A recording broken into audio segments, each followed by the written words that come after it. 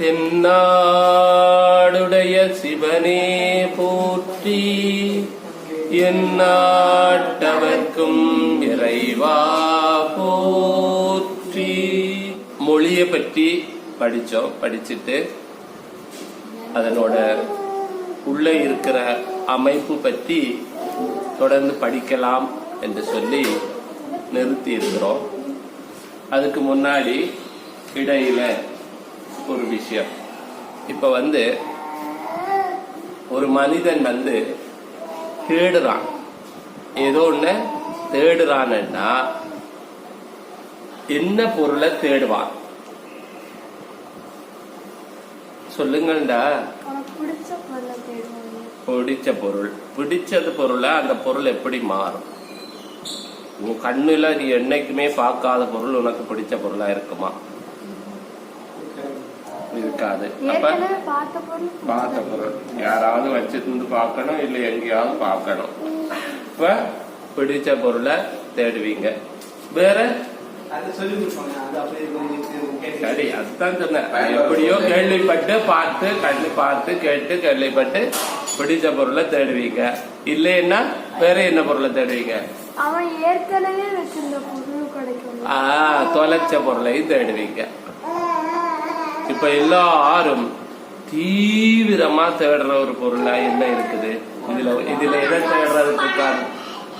பணத்தை தேடுறதுக்கு முன்னாடி என்ன தேடுறீங்க? பள்ளிக்கூடத்துல 12 வருஷம், காலேஜ்ல 5 வருஷம் போய் என்ன தேடுறீங்க? அறிவு. நீங்க எல்லாம் அறிவை தேடித்தானே இங்க உட்கார்ந்து இருக்கிறீங்க. இந்த அறிவு எங்க உங்களுக்கு அங்க எங்க பார்த்து பிடிச்சதா, அல்லது ஏற்கனவே எங்கேயோ வச்சிருந்து தொலைச்சதா?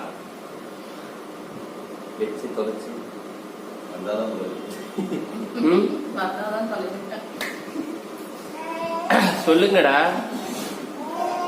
இவ்வளவு தீவிரமா விடாம தேடுறாங்க. அதாவது ஏதோ படித்தவன அறிவுள்ளவனை பார்த்தவன் மட்டும்தான் தேடுறானா, இல்ல அறிவுள்ளவனே பார்க்காதவனும் தேடுறானா? எல்லாரும் தான் தேடுறாங்க. எங்க எப்ப தொலைச்சாங்க? இப்ப தேடுறதுக்கு ஆதியில இருந்த மனிதன் ஒருவேளை அறிவோட இருந்திருப்பானோ?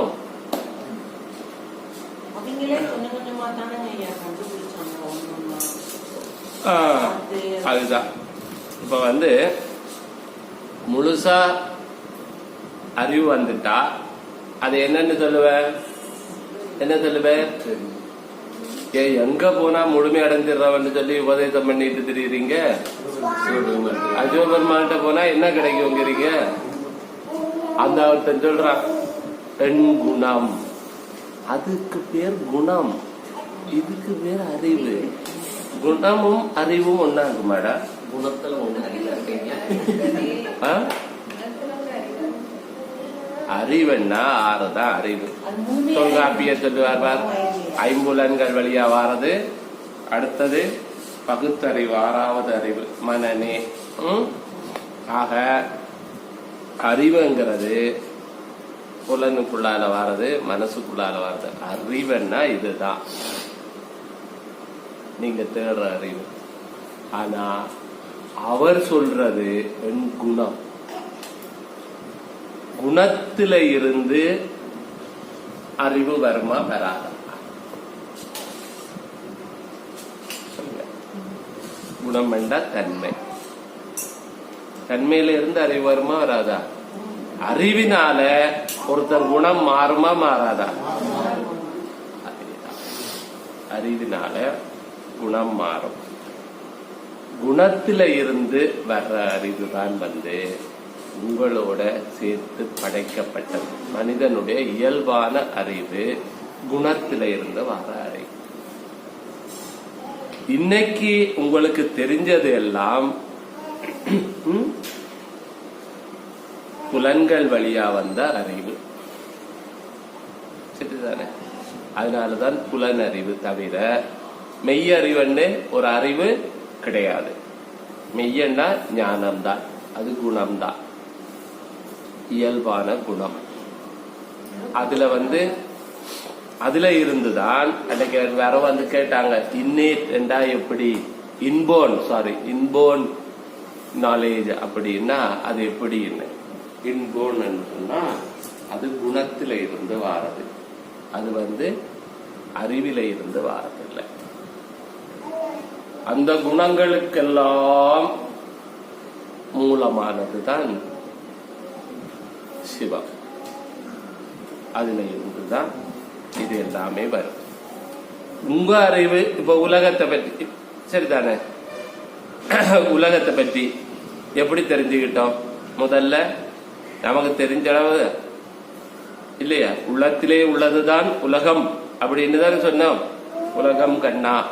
சரி, அப்ப அந்த நமக்கு தெரிஞ்ச உலகத்தை எப்படி எப்படி பெருசாக்கி அப்புறம் எதுக்கு பக்கத்துல எது இருக்குன்றத கண்டுபிடிக்கிறதுக்கு என்ன பண்ணினோம்? படம் போட்டோமா இல்லையா? வரைபடம். அந்த உலக வரைபடம் நமக்கு தெரிஞ்சதை போட்டு போட்டு புதுசா கண்டுபிடிக்க சேர்த்து வரைபடம் போட்டோம் இல்ல? அந்த வரைபடத்துல கரை எங்க இருக்கு, கடல் எங்க இருக்குன்னு போட்டோம் இல்லையா? வேற எதையாவது போட்டோமா? இல்ல.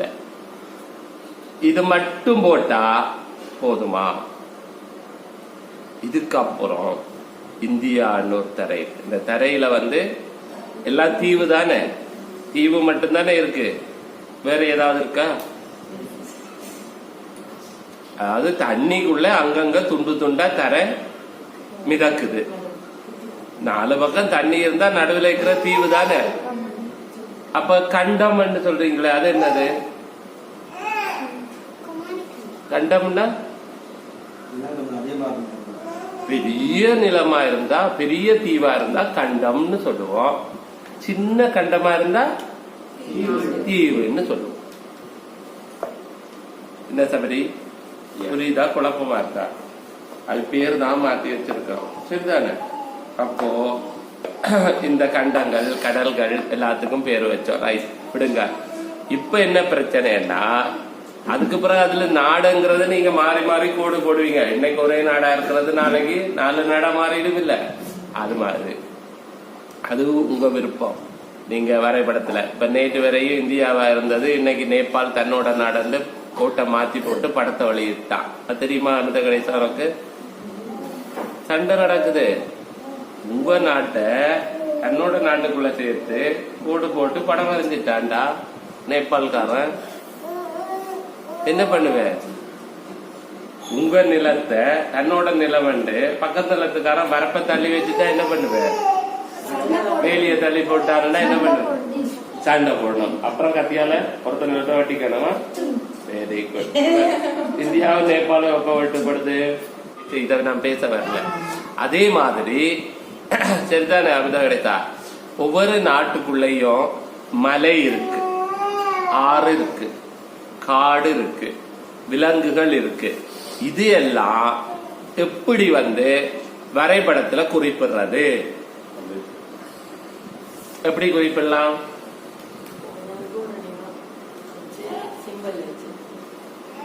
சரி, அது ஒரே நாட்டுக்குள்ள 4 மலை இருக்கு, எப்படி குறிப்பிடுறது? நம்ம நமச்சிவாயின் மாதிரி தான் குறிப்பிடறோம். இது ஒண்ணு மலை, இது இன்னொன்னு மலை, இது இன்னொன்னு மலை, இது இன்னொன்னு மலை தானே? அப்படித்தானே குறிப்பிடணும். ஒண்ணு மலை தான், சரிதானே? ஒண்ணு மலை, அப்புறம் இன்னொன்னு மலை, அப்புறம் இன்னொன்னு மலை, அப்புறம் இன்னொன்னு மலை. அப்புறம் எத்தனை ஒண்ணு இருக்கு அப்படின்னு சொல்றதுக்கு தான் அத கூட்டி கூட்டி வரிசைப்படுத்திருக்காங்க. 1, இன்னொன்னு வந்தா 2, இன்னொன்னு வந்தா 3, இன்னொன்னு வந்தா அதாவது முதலாவது, 2வது, 3வது. ஆனா எல்லாம் ஒண்ணு மேலதான். 4வது இதுதானே. இது எங்க இருந்து ஆரம்பிக்குதுன்னா, அப்ப அங்க இருக்கிற விலங்குகள் எல்லாமே மேப்ல போடுறோம். போட்டுட்டு இது எவ்வளவு தூரம், அதாவது ஒரு நாட்டோட பரப்பளவு எவ்வளவுன்னு சொல்லுவீங்களா இல்லையா? ஏரியான்னு சொல்லுவீங்க ஆங்கிலத்துல. அது அளந்து போடுவீங்க இல்லையா? டேப் வச்சு, மீட்டர், கிலோமீட்டர் வச்சு. அதுதான் உள்ள இருக்கிறது எல்லாம் எப்படி மேப் பண்றோம் அப்படின்னு சொன்னா அதுக்கு பேர் தான் மேத்தமேட்டிக்ஸ். கணிதத்தில தான் பொருட்கள் உள்ள இருக்கிற பொருட்களை எல்லாம் மேப் பண்றோம். வேறு எதுலையும் மேப் பண்ண முடியாது. புரியுதா? எல்லாத்தையும் இப்ப நாட்டையும் அப்புறம் அதை அளவை வச்சு மேப் பண்றோம். சரிதானே? இப்படி நம்ம தெரிஞ்சுக்கிட்டு மேப் பண்றதுக்காக கணக்கு ஆரம்பிச்சோமா, இல்ல கணக்கு எப்படியோ 1 2 எண்ணு அப்படி மந்தைகள் போனது வந்ததை வச்சு எண்ண ஆரம்பிச்சு கூட்டல் கழித்தல் எண்ண ஆரம்பிச்சு அப்படி வந்து பின்னை வரைக்கும் இந்த கணக்கு மேப் பண்ற வேலையை தான் செய்தன்னு தெரிஞ்சுக்கிட்டோமா, தெரியாமலேயே இருக்கிறோமா? தெரியாமலேயே தான் இருக்கிறீங்க. அதனாலதான் கணிதம் உங்களுக்கு பெரிய மாயையா இருக்கு. மேப் பண்றது இப்ப டிஎன்ஏ மேப்பிங் என்ன சொல்லுவீங்க? ஒண்ணு போல ஜெனட்டிக் ஜீன்ஸ் எல்லாத்தையும், அதாவது உன்னோட உடம்புல இருக்கிற ஜீன்ஸ் எல்லாத்தையும் அப்படியே படத்துல குறிப்பிட்டா மேப். உலகத்துல இருக்கிற நாடு எல்லாத்தையும் ஒரு படத்துல குறிப்பிட்டா மேப். புரியுதா? இது பொருட்களை அதனோட தன்மை அடிப்படையில மேப் பண்ணிடலாது. கவுண்ட் என்றது இருக்குல்ல, ஒன்னு இன்னொன்னு அந்த அந்த ஒண்ணு இன்னொன்னுங்கிற அந்த எண் ஒண்ணு, அந்த எண் அடிப்படையில மேப்பிங், எண்ணால செய்த மேப்பிங். புரியுதா? எண்ணாலதான் மேப் பண்ண முடியும், வேற எதுனாலே மேப் பண்ண இயலாது. அதுக்கு பிறகு இந்த எண்ணால மேப் பண்றோம். அப்ப நமக்கு வடிவங்கள் வேற வேற வேற. வடிவத்தை மேப் பண்றதுக்கு என்ன பண்றோம்? கோடு. இப்ப இது கோடு, இவ்வளவு இல்லை, இது இந்தியா, அதுக்கு ஒரு கோடு. அது கோட்டுல எத்தனை வகையான கோடு போடலாம்? நேர்கோடு, வளைகோடு, இல்லையா, அலைகோடு, சுருள் கோடு அப்படின்னு போடலாம். அதெல்லாம் உங்களுக்கு சொல்லி தருவாங்க. கோடு கோட்டெல்லாம் போட்டா அடுத்தது என்ன கேட்பாங்க? இந்த மலை இங்க இருக்கு, இது இங்க இருக்கு அப்படின்ற மாதிரி இந்த நாடு வடக்கம் கிழக்க போன்ற பிரச்சனை இருக்குமല്ലോ, அதுக்கு திசை டைரக்ஷன். டைரக்ஷன்ல மேத்தமேட்டிக்ஸ்ல எப்படி போடுவாங்க? இது ஒரு சென்டர், ஒரு புள்ளி. அந்த புள்ளியை சுத்தி எத்தனை டைரக்ஷன் போட்டு வச்சிருக்கீங்க? எத்தனை டிகிரி? 360 டிகிரி என்கிறது டைரக்ஷன். Degree direction. அந்த பாகை அப்ப டைரக்ஷன் போட்டிருக்கீங்க. மெஷர்மெண்ட் 1 2 3 நம்பர் போட்டிருக்கீங்க. எங்க இருந்து ஸ்டார்ட் பண்றீங்களோ அந்த புள்ளிக்கு பேர் என்ன வச்சிருக்கீங்க? வட்டத்துல. கணக்குல 0. சரியா? 0 இருந்துதான் ஆரம்பிக்கணும். ஏதாவது ஒரு இடத்துல இருந்தானே ஆரம்பிக்கணும். தோராயமா ஆரம்பிக்கலாது இல்ல? சொல்லுங்கடா. சரி, அப்ப 1ல இருந்து ஆரம்பிக்கிறோமே, அப்ப எங்க போச்சு 0?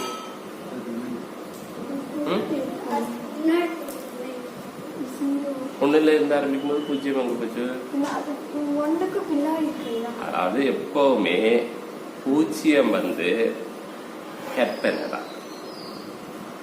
இந்த ஒன்னும் இல்லாத ஒரு நிலை இருந்தது அப்படிங்கிற கற்பனை. மலையே இல்லாதப்போ 0. 1 மலை வந்தா 1, இன்னொன்னு மலை வந்தா 2, இன்னொன்னு மலை வந்தா 3, இன்னொன்னு மலை வந்தா 4.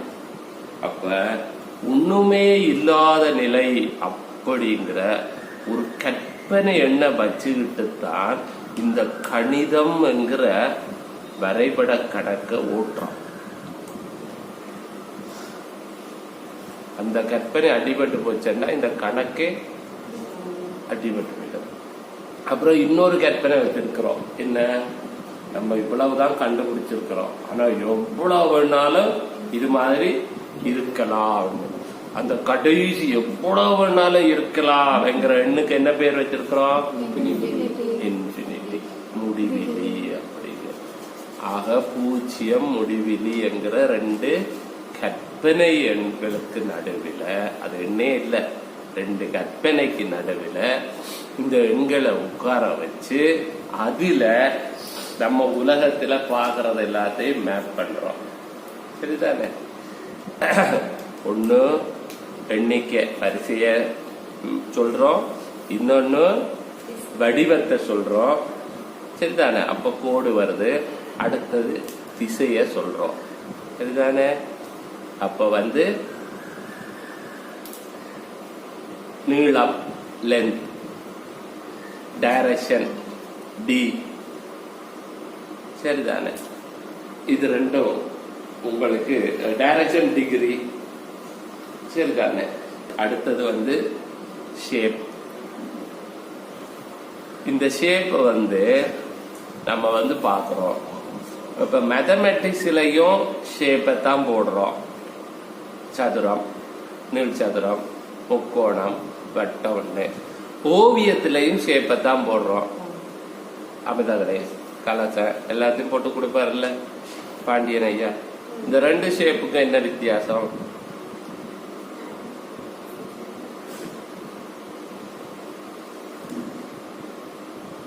என்ன வித்தியாசம்?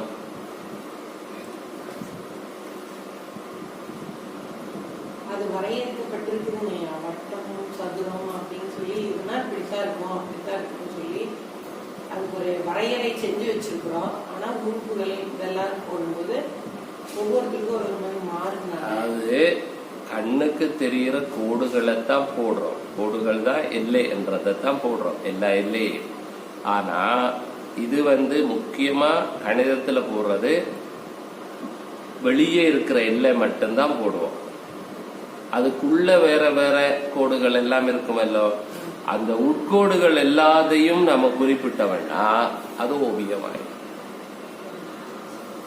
ஒரு ஓவியத்தை கணித முறையில வரையலாமா, வரைய முடியாது. இப்ப அமிதா கணேஷ் படத்தை இப்படி கொடுத்தா அமிதா கணேஷால வரைய முடியுமா? முடியாது. அமிதா கணேஷ் படத்தை இப்படி கட்டம் போட்டு பிரிச்சுட்டு அதே அளவுல நம்ம இங்க கட்டத்தை போட்டு ஒவ்வொரு கட்டத்திலயும் இருக்கிறத வரைஞ்சு வரைஞ்சு வந்தா வந்துடுமா, வராதா? அப்போ ஓவியத்துல ஒரு கணக்கு முறையில ஓவியம் வரையலாமா, முடியாதா? வரையலாம். இப்ப உலக படம் வரைகிறாங்க. உலக படம் வரையும் போது அதை ஒரு கட்டம் கட்டமா பிரிச்சு கோடு போட்டு இந்த ஒரு கட்டம் இத்தனை கிலோமீட்டர் குறிக்கும் அப்படின்னு போட்டிருப்பாங்களா இல்லையா? தவறி. ஆக அது எத்தனை சென்டிமீட்டர்ன்றதை அளந்து எத்தனை கிலோமீட்டர்ன்னு கண்டுபிடிக்க முடியுமா, முடியாதா? முடியும். ஆக ஓவியத்துல கணிதத்துல சொல்ற வடிவம் ஓவியத்துல இருக்கு, ஓவியத்துல சொல்ற வடிவம் கணிதத்துல இருக்கு. இந்த ரெண்டு வடிவமும் வடிவம்தான். ஆனா கணக்கு போடுற முறையும் அதை நம்ம கண்டுபிடிக்கிற முறையும் அது நம்ம வரைகிற முறையும் மாறும். ஆனா ரெண்டுமே ஒண்ணுதான். சரிதானே? இதுல இதுதான் கணக்கு. இது தெரியாமலே மனிதன் எல்லாத்தையும் கணக்குல போட்டான். இந்த கணக்குல போட்டு வந்தா அப்புறமா என்ன பண்றான், இந்த கணக்கு பார்க்கிற முறைய அதுல அத கண்டுபிடிக்கிறான். இதுல 4 இருக்கு, அதுல 4 இருக்கு. அப்புறம் தான் கண்டுபிடிச்சு ஒண்ணுக்கு கூட்டல், ஒண்ணுக்கு கழித்தல், ஒண்ணுக்கு பெருக்கல், ஒண்ணுக்கு வகுத்தல்னு வைக்கிறான். அதை வச்சுட்டு செய்யறதுக்கு வேற வேற முறைகளை கண்டுபிடிக்கிறான். கை விரல்ல என்னெல்லாம் 10 வரைக்கும், அதுக்கு மேல என்ன பண்றது அப்படின்னா, அப்போ ஒரு வாய்ப்பாட்டை ரெடி பண்ணி வச்சுட்டு அதை பார்த்து பார்த்து போடுறான். அந்த வாய்ப்பாட்டை விட பெரிய நம்பர் போடணும் அப்படிங்கிறப்போ அதுக்கு ஒரு திருட்டு வாய்ப்பாடு தயாரித்து வச்சிருக்கிறான். மடக்கை, லொகாரிதம். அதை பார்த்து பெரிய பெரிய நம்பர் எல்லாம் பெருக்கலாம், வகுக்கலாம். சரியா? இதை விட பெரிய திருட்டுத்தனம் என்ன பண்ணிருக்கோம், கால்குலேட்டர் பண்ணி கொடுத்துரும், கம்ப்யூட்டர் பண்ணி கொடுத்துரும். அப்படின்னு சொல்லி இந்த கணக்கு போடுற சிக்கலை தீர்க்கிறதுக்கு வேற வேற வழி கண்டுபிடிச்சுப்பாங்க. தனியா ஒரு நம்பர் இல்லாம ஒரு குரூப் கூட்டமா இருக்கிற நம்பரை கணக்கு போடுறதுக்கு செட் தியரி என்ன கண்டுபிடிச்சிருக்கிறோம்.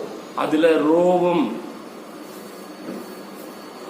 நிறையும் நிரலும் காலமும் அப்படி இருக்கிற நம்பரை கணக்கு போடுறதுக்கு என்னடி பேர் சொல்லுவீங்க? வெக்டரா? தாயம் என்ன சொல்லுவீங்க? என்னடி சொல்லுவீங்க? இப்படி ரோ நிறையும் போட்டு பெருக்குவீங்கல்ல, அணிகளா? அப்ப செட்டுக்கு என்ன சொல்லுவேன்? தொடைக்கு மேட்ரிக்ஸ் என்று சொல்லுவாங்க. சரியா? ரோவும் காலமும் போட்ட மேட்ரிக்ஸ் அப்படின்னு சொல்லுவாங்க. அதுதான் தமிழ்ல தாயமா நீங்க உருட்டுறது? சரி.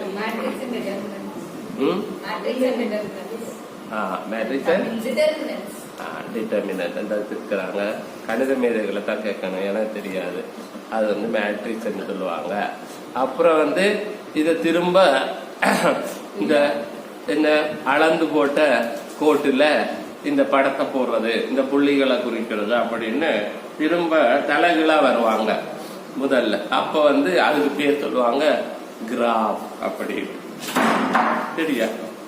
அப்புறம் இந்த ஒவ்வொரு வடிவங்களுக்கும் அதுக்குள்ள இருக்கிற கோணங்களை அளந்தா எவ்வளவு வரும் அப்படின்னு அளந்து பார்த்தா ஒரு கணக்கு இருக்கு. முக்கோணத்துக்குள்ள இருக்கிற 3 கோணத்தையும் கூட்டினா எப்பவுமே 180 தான் இருக்கு. முக்கோணத்தை எப்படி போட்டாலும் 3ஐயும் கூட்டினா 180 தான் இருக்கு. என்னடா பண்றது? அது ஒருத்தான் அளந்து கண்டுபிடிச்சிட்டான் ஒரு முக்கோணி.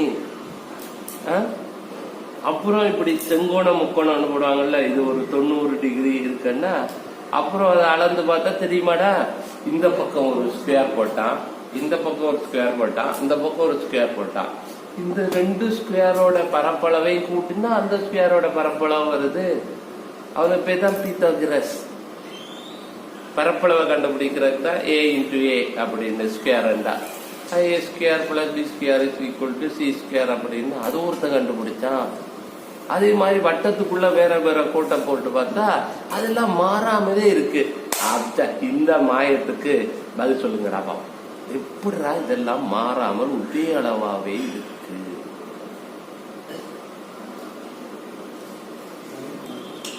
உன் கையால ஒரு சாணி தானே இம்பலா, உன்னை அளந்தேன்டா எத்தனை சாணி வருவேன்? 8. ஏன்டா எல்லாரும் 8 சாணிலேயே இருக்கிறீங்க? அது அவங்க கையால ஏன்டா 8 சாணில இருக்கிறீங்க? எறும்பும் தன் கையால் இன்சான். அது மாதிரி ஏண்டி இந்த முக்கோணம் எப்போ 180 டிகிரியாவே இருக்கு? ஏண்டா இந்த செங்கோண முக்கோணம் பைத்தகரஸ் சொன்ன மாதிரியே இருக்கு? ஏண்டா இந்த வட்டத்துல விட்டத்தை வச்சு எங்க முக்கோணம் போட்டாலும் அது சந்திக்கிற இடத்துல வர்ற கோணம் செங்கோணமாவே இருக்கு? ஏண்டா கமா இப்படி எல்லாம் இருக்கு? நீ கணித புலி என்னவா, இந்த மச்சால் கணித மேது என்னவாங்க? சொல்லுங்கண்டி, வாய மூடின்னு இருக்கீங்க. சொல்லு சொல்லு. ஏண்டி அப்படி இருக்கு? நீ சொல்லு சரி. ஏன் எப்போ முக்கோணத்துக்கு 3 கோணத்தை கூட்டினா 180 இருக்கு? 170 இருந்தா என்ன? அது எங்களுக்கு தெரியும். 3 கோணமும் ஒரே அளவு இருக்கிறதுனாலதானங்க. அதான் கேக்குறேன், ஏன் அப்படி இருக்கு? சைஸ மாத்தினா கோணம் மாறணும் இல்ல?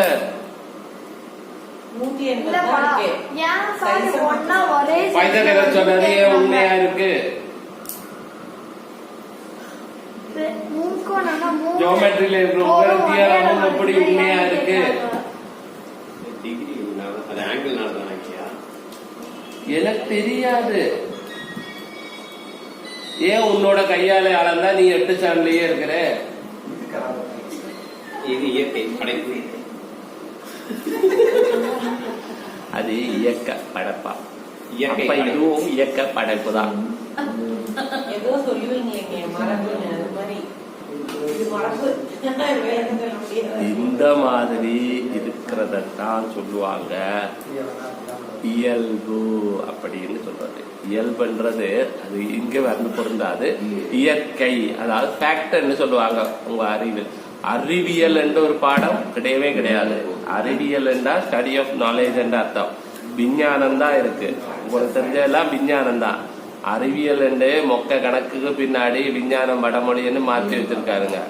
அது அறிவில்லாதவர்கள் செய்த சொல்லாக்கம். சரிதானே? இப்ப வந்து இயற்கையிலேயே அப்படித்தான் இருக்கு அப்படிங்கறத ஒன்னொன்னா கண்டுபிடிக்கிறது தானே இல்லையா? அப்ப வந்து கணிதத்துல இதெல்லாம் கண்டுபிடிச்சாங்க.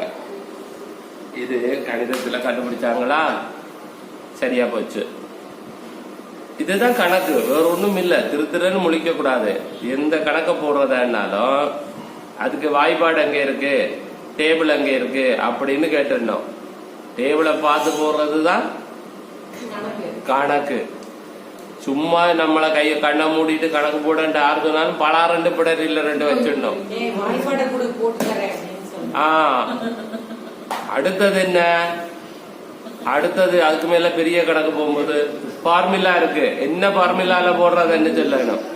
ஃபார்முலா அதுக்குதான் கண்டுபிடிக்கிறது. இந்த கணக்கு நம்பரை போட்டு எல்லாத்துக்கும் கூட்டி பெருக்கி பார்க்கலாதுன்னு சொல்லி இப்படி இப்படி இருந்தா இப்படி இப்படி பதில் வருமெண்டு ஏபிசிடி என்று போட்டு ஃபார்முலா வச்சிருக்கிறோம். ஏக்கு ஒரு நம்பர், பிக்கு ஒரு நம்பர், சிக்கு ஒரு நம்பர், டிக்கு ஒரு நம்பர் நாம போட்டுக்கலாம். அந்த மாதிரி நிறைய ஃபார்முலாவை கண்டுபிடிச்சு வச்சா அதுக்கு என்னடி பேர் சொல்லுவா சீர்கவி? அல்ஜிப்ரா. அது போய் தெரியாதுங்கிற ஏபிசிடி ஏபிசிடில போட்டு வச்சிருப்பாங்க. A square minus B square is equal to A minus B into A plus B அப்படின்னு என்னடா சொல்றாங்க. அது கூட ஒண்ணுமே இல்லை. அந்த ஏக்கும் பிக்கும் பதிலா நீ வேணும்னா நம்பரை போட்டு ஃபில்அப் பண்ணி பார்க்கணும். புரியுதா? அது சொல்லவே மாட்டாங்க. இந்த ஏ பியை வச்சு நீ சால்வ் பண்ண, அதையும் இதையும் பெருக்கி அதையும் கழிச்சு பதில கண்டுபிடி அப்படின்னு. எல்லாம் மொக்க விளையாட்டு வாருங்க. எங்களுக்கு கணக்கண்டா வாய்ப்பாடு வேணும், ஃபார்முலா வேணும், நம்பர் வேணும். புரியுதா? இது 3ம் இல்லாம கணக்கண்டே யாராவது சொன்னா என்ன பண்ணணும்? பலாருன்னு கணக்கிலேயே போடணும். கணக்கு புரியுதா? என்ன தவறி? இதான கணக்கு. இப்படி நாங்க நீளத்தை கணக்கு போட்டோம். சரிதானே? திசைய கணக்கு போட்டோம் டிகிரியில. அப்புறம் என்ன கணக்கு போட்டீங்க?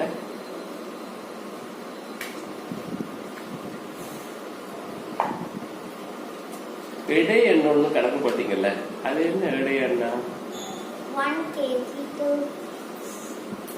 இட கணக்குல சேருமா சேராதா?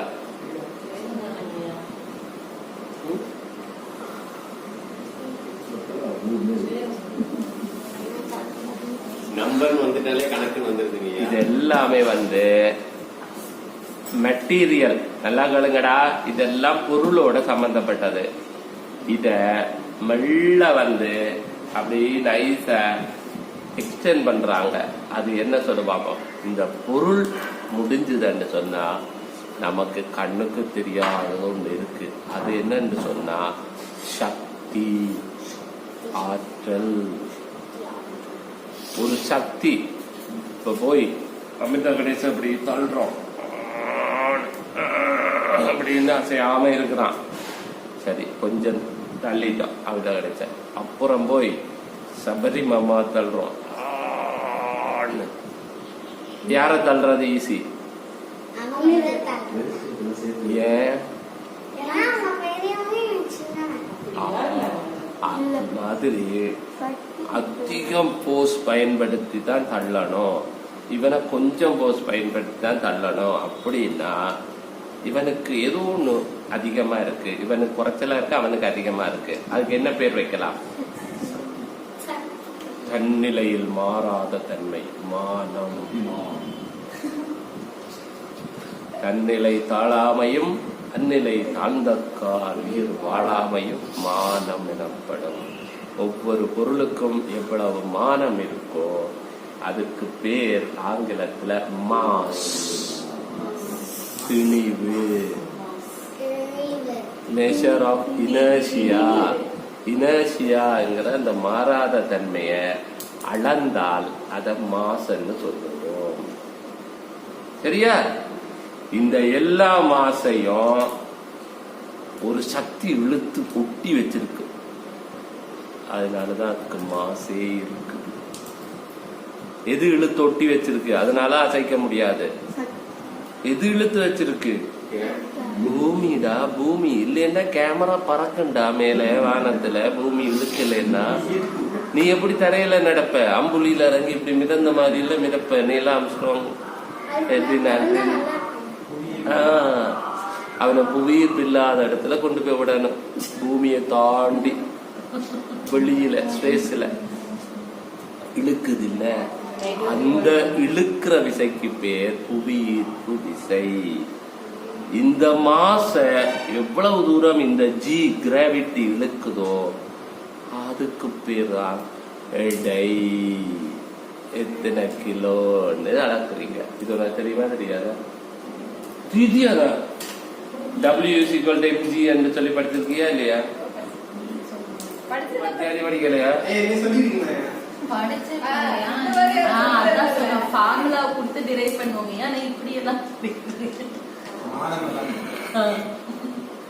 சரியா? அப்போ பூமி ஒரு எனர்ஜியை வச்சு இழுக்குது, நம்ம ஒரு எனர்ஜியை வச்சு தள்ளுறோம். சரியா?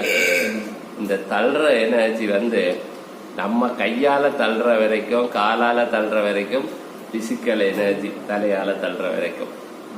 இது தவிர வேற ஏதாவது துப்பாக்கி வச்சு தள்ளலாமா? இப்ப புல்டோசர் வச்சு தள்ளலாம் என்ன? அப்ப என்னத்தை எல்லாம் வச்சு தள்ளலாம்னு கண்டுபிடிக்கிறாங்க. அதுல அவங்க முதல்ல கண்டுபிடிச்சது என்ன தெரியுமா? இந்த மெட்டீரியலை இல்லாம பண்ணணும் அப்படின்னா, அல்லது இந்த மெட்டீரியலை தள்ளணும்னா முதல்ல என்ன பண்ணிருக்கான், இந்த குடிக்கணும் இதுல தண்ணி வையே அப்படின்னு சொல்லியிருக்கான், இதுல பாலை காய்ச்சு அப்படின்னு சொல்லியிருக்கான்.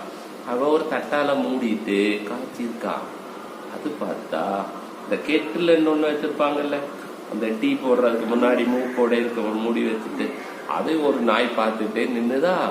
அப்படி தண்ணி கொதிச்ச உடனே அந்த மூடி பாஞ்சு பாஞ்சிட்டு மேல ஏறி ஏறிக்குள்ள உட்கார்ந்துதான். பாவி, இந்த மூடியை யாரா தள்ளுறா? யார் தள்ளினா? ஆவி. எந்த ஆவி? ராத்திரியில நீராவி. அதான் பார்த்தது. ராத்திரில வேற ஆவிய படங்கள்ல வேற ஆவி, நீராவி.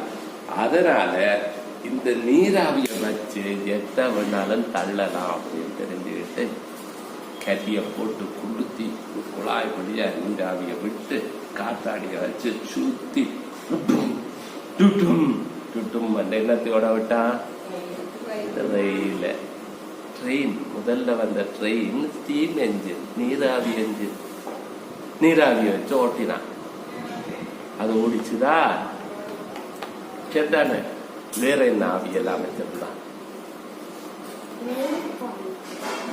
அப்புறம் என்ன பண்ணினா, இது சக்திய இப்படி எரிச்சு கண்டுபிடிச்சான். அப்புறம் இயக்கம் எங்க எல்லாம் நடக்குதோ அங்க சக்தி இருக்குமா இல்லையா? சக்தி இல்லாத இடத்துல இயக்கம் நடக்குமா? நடக்காது. அப்போ இயக்கம் நடக்கிற இடத்துல சக்தி அப்படி பார்த்தா, அப்படியே ஒப்பனைகள்ல போனா மேலே இருந்து அருவி கொட்டுற இடத்துல ஒரு காத்தாடிய வச்ச வேண்டாம் சுத்துது. சுத்துற இடத்துல ஒரு மோட்டரை பூட்டிட வேண்டாம், அதுவும் சுத்தம். அதுல ஒரு வயரை கனெக்ட் பண்ண வேண்டாம், என்ன வரும்? மின்சாரம். அதுக்கு பேர் நீர் மின் சக்தி. அந்த மின்சாரத்தை கொண்டு எங்க கனெக்ட் பண்ணாலும் லைட்டு, ஃபேனு எல்லாம் ஓடும். இயக்கத்துல இருந்து சக்தி எடுக்கலாம்னு சொல்லி எடுக்க ஆரம்பிச்சான். சரிதானே? அப்புறம் மின்சாரம் வந்துச்சு.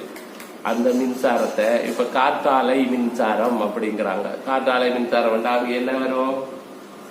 காத்தாடி சுத்துது, சுத்த சுத்த இங்க மாதிரி மோட்டர் ஓட்டி மின்சாரமாக்கி அனுப்ப வேண்டியது. சரி, அது தவிர வேற என்ன வேற என்ன இங்க இருந்து மின்சாரம் எடுக்கிறாங்க? சோலார்ல இருந்து மின்சாரமா? அது எப்படி வருது? சூரிய வெளிச்சத்துல இருந்து மின்சாரம். இந்த ஹீட் அது கொதிச்சப்புறம் உள்ள எதையாவது சுத்தி தான் எடுக்கணும். எனக்கு தெரியாது அப்படின்னு பாத்துக்கோங்க, சரியா? அது மாதிரி சூடேற்றி சுத்த வைக்கணும். கேட்டில்ல மூடி உள்ளின மாதிரி, அல்லது சுத்துற இடத்துல போய் காத்து ஏதோ ஒரு இயக்கம் நடக்கிற இடத்துல காத்தாடிய சுத்த வச்சு பிக்கப் பண்ணி எடுத்துக்கணும். இப்போ இந்த கணக்கோட இந்த சக்தி சேர்ந்த உடனே அந்த பாடத்துக்கு பேரை மாத்திட்டானுங்க. அந்த படிப்புக்கு என்ன பேரு? இயற்பியல், பிசிக்ஸ் என்று பேரை மாத்திட்டானுங்க. சரியா? இப்ப உலக படத்துல இருந்து கணக்கு படம் வந்து, இப்ப கணக்கு படத்துல இருந்து சக்தியை கனெக்ட் பண்ணி அதை பிசிக்ஸ் ஆக்கிட்டோம். இந்த சக்தி இதெல்லாம் வச்சு இது இயக்கத்துல இருந்து எடுத்தோம், எரிச்சோம், எடுத்தோம். அப்புறமா வந்து வெடிக்க வச்ச ஒரு சக்தி எடுத்தாங்க. அது என்ன சக்தி சொல்லுங்க? அணுசக்தி. அணுவை உடைச்சா டமால்னு பெரிய சக்தி வந்தது. பாம் இருக்கு தானே, கொண்டு போய் வச்சு வெடிக்க வச்சா பாறையெல்லாம் சிதறதா இல்லையா? இப்ப வெடிக்கும் போது ஒரு சக்தி வரும் இல்ல, அது பெரிய சக்தியா இருந்தது. புரியுதா? வெடிக்க வச்ச ஒரு சக்தியத்தான் அணு சக்தி. இது எல்லாம் இல்லாம இப்ப சூரியன் அங்க இருந்து சக்தியை வீசிக்கிட்டே இருக்குது. அது மாதிரி இங்கினையும் உங்க பூமிக்குள்ள ஏதாவது பொருள் சக்தியை வீசிக்கிட்டே இருக்கிற பொருள் இருக்கா? பூமிக்குள்ளே சும்மா நமக்கு தெரிஞ்ச பொருள். இந்த கடிகாரம் எல்லாம் பாக்குறீங்க, கடிகாரத்துல இருக்கிற நம்பர் எல்லாம் இருட்டுல தானே ஒளிருமா ஒளிராதா? அப்ப அது ஒளிரும். அதுக்கு என்ன காரணம்? ரேடியம். ரேடியம்ங்கிறதுல இருந்து இந்த மாதிரி சில தனிமங்கள்ல இருந்து ரைஸ் வந்து தானே பரவும். அதுக்கு வந்து ரேடியேஷன் என்று பேர். கதிர்வீச்சு இருக்கு. அந்த கதிர்வீச்சு இருக்கிற இடத்துல இருந்து தானே புஷு புஷு புஷு வீசிக்கிட்டே இருக்கு.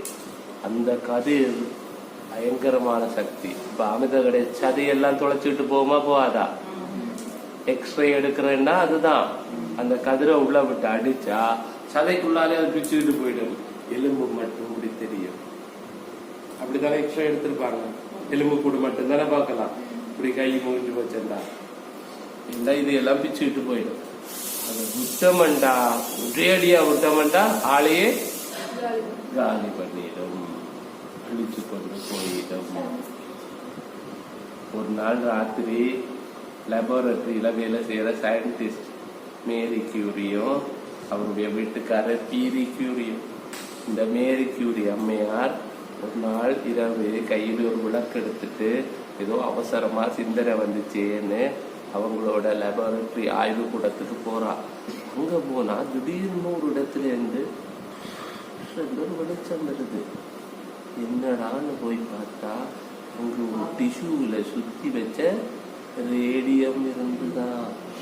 அந்த ரேடியத்துல இருந்து கதிர்வீச்சு வருதுன்னு சொல்லி கண்டுபிடிச்சாங்க. ரேடியத்துல இருந்து யாரு? Marie Curie. அதுக்குத்தான் அவங்களுக்கு நோபல் பரிசு கொடுத்தாங்க. அப்புறம் அவங்க வீட்டுக்காரர் வேற ஏதோ ஒண்ணு கண்டுபிடிச்சா, பீரி கியூரி. அதுக்கும் நோபல் பரிசு கொடுத்தாங்க. புருஷனுக்கும் நோபல் பரிசு, பொண்டாட்டிக்கும் நோபல் பரிசு. நோபல் பரிசு நல்ல பரிசா கெட்ட பரிசா?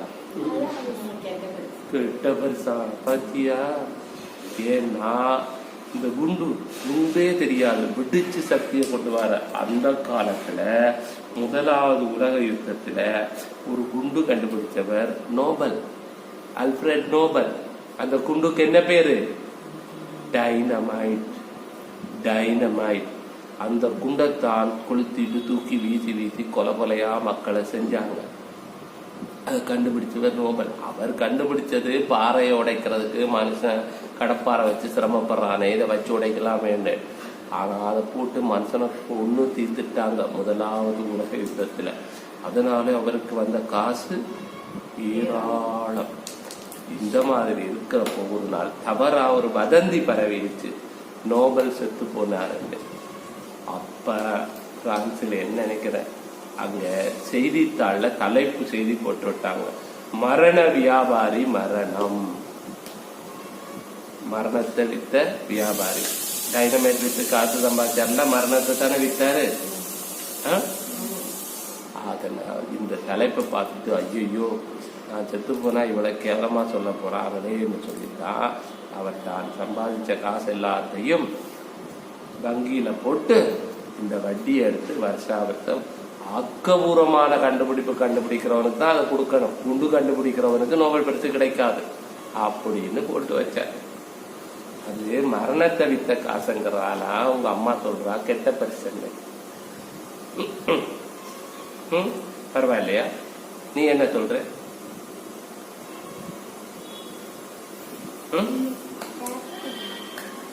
சரி பரவாயில்ல, ஏதோ மனம் திருந்தி இப்படியாவது போட்டு போறாரு காசு. என்ன இன்னும் பெரிய குண்டா செய்து விட்டு இன்னும் சம்பாதிச்சிருக்கலாம் இல்ல. சரி அப்படியே எடுத்துக்கோ, இன்பலா சொல்றது சரின்னு சொல்லி. சரி, அப்போ இதுல இருந்து கண்டுபிடிச்சாங்க, இந்த ரேடியோ ஆக்டிவிட்டி இருந்து அதுல இருந்து கண்டுபிடிச்சாங்க இந்த கதிர்வீச்சு. இப்படியெல்லாம் சக்தியை கண்டுபிடிச்சு அந்த சக்தியோட எப்படி ஒன்னொன்னும் அசையுது நவருது அப்படின்னு கணக்கு போட்டு அதுக்கெல்லாம் பார்மிலா போட்டானுங்க. யார் போட்டாங்க? இது கணக்கு புள்ளமார் போட்டாங்க கணக்கு பாடத்துல. இது இயற்பியல் பாடத்துல போட்டாங்க. எவ்வளவு கரண்ட் வந்தா எவ்வளவு எரியும், எவ்வளவு லைட் வரும், எவ்வளவு சக்தி வரும் அப்படின்னு எல்லாம் கணக்கு போட்டது இயற்பியல். சக்தியை கொண்டு கணக்கோட சேர்த்தாங்க. கணக்கு மேப்பிங்கில ஆரம்பிச்சு இப்ப அந்த மேப்பிங்ல சக்தி வந்த உடனே என்ன வந்துருச்சு? மோஷன், இயக்கம் வந்துருச்சு. இயங்குற உலகம் எப்படி இயங்குது அப்படின்னு கணக்கு போட ஆரம்பிச்சு. நியூட்டன் முதலாவது விதி, 2வது விதி, 3வது விதி எல்லாம் செய்து எத்தனையோ இயக்கங்களை உருவாக்கி சேட்டலைட் எல்லாம் அனுப்பி ஏவுகணை எல்லாம் விட்டு அம்புலிக்கு போய் அதை சுத்தி விட்டு இவ்வளவு செய்து வச்சிருக்கிறீங்க. ஆனா ஒண்ணு தெரியுமா? இது எல்லாத்துக்கும் மூலமா இருக்கிற சக்தி எது? இது நீங்களா இயக்கின சக்தி இல்ல, உங்க அறிவுக்குள்ள எட்டி இயங்கின சக்தி. இந்த அறிவுக்குள்ள காணாத இயக்கங்கள் இருக்குல்ல, அந்த இயக்கங்களை எல்லாம் எது இயக்குது? பிரபஞ்ச சக்தி. அதைத்தான் திருவருட் சக்தி, பேராற்றல் என்று சொல்றோம். அந்த ஆற்றலோட உனக்கு தொடர்பு வந்த உடனே கிடைக்கிற முழு அறிவுக்கு பேர் தான் பெண்குணம். அது குணம், அது அறிவில்லை. உன்னுடைய குணம் பெண்குணம். அப்படியே சிவமான உடனே அறிவு முழு அறிவா போயிடும். இந்த குட்டி அறிவெல்லாம் நமக்கு தேவையில்லாமல் போயிடும். அது வரைக்கும் நாம தேடுறது குறை அறிவு. தெரிஞ்சே தேடுங்க. முழு அறிவு வேணுமெண்டா பெண் குணத்துக்கு போயிடுங்க. இப்ப ஐயாவோட அறிவு குணத்தில இருந்து வரும். அதனால உங்களோட புத்தகத்துல படிக்காததெல்லாம் அது சொல்லித்தரும். சரிதானே? அதனால உன்னை ஆரம்பிச்சதுல இருந்து தெரிஞ்சுக்கணும். இல்லைன்னா நம்ம இடையில தெரிஞ்சுக்கிட்டோம்னா இது எங்கே ஆரம்பிக்குது அப்படின்றது, எங்கே ஆரம்பிக்கிறது. இப்ப கணிதம் எங்கே ஆரம்பிச்சது அப்படின்னா இந்த மேப்பிங்ல ஆரம்பிக்குதுன்றது மனுஷன் தெரியல, தெரிஞ்சுக்கவே இல்லை. ஆனா இது மேப்பிங்க பேஸ் பண்ணித்தான் போகுது, வளருது, வளர்ந்து இருக்கு அப்படின்னு தெரிஞ்சாதான் இந்த கணக்கினுடைய முழுமையை உங்களால புரிந்து கொள்ள முடியும். ஆக இந்த நீங்க உங்களுடைய அறிவிற்கு தானே அந்த அறிவை மொத்தமா அந்த குறை அறிவு தெரிய புலன் அறிவு, ஆறறிவு, அந்த அறிவை மொத்தமா அப்படி உருவிட்டு உங்களை குணத்துக்குள்ள தள்ளி விடலாம் அப்படின்னு சிவபெருமான் இப்ப முயற்சி செய்து கொண்டிருக்கிறார். உன்னை மட்டும் இந்த மொத்த உலகத்தையும். தப்பிச்சிருந்தேன். அப்போதான் இந்த உலகம் வந்து ஒரு நல்ல மாற்றத்துக்கு வருமே தவிர அது வரைக்கும் எது செஞ்சாலும் வராது. திருச்சிற்றம்பலம். நமச்சிவாய. ஒரு முறை சொன்னால் ஓடிடும் வினைகள் சிவ சிவ சிவாய நமச்சிவாய. சிவ சிவ சிவாய நமச்சிவாய. இருமுறை சொன்னால் நின்னருள் கூடும் சிவ சிவ சிவாய நமச்சிவாய. சிவ சிவ சிவாய நமச்சிவாய. மும்முறை சொன்னால் முப்பொருள் புரியும் சிவ சிவ சிவாய நமச்சிவாய. சிவ சிவ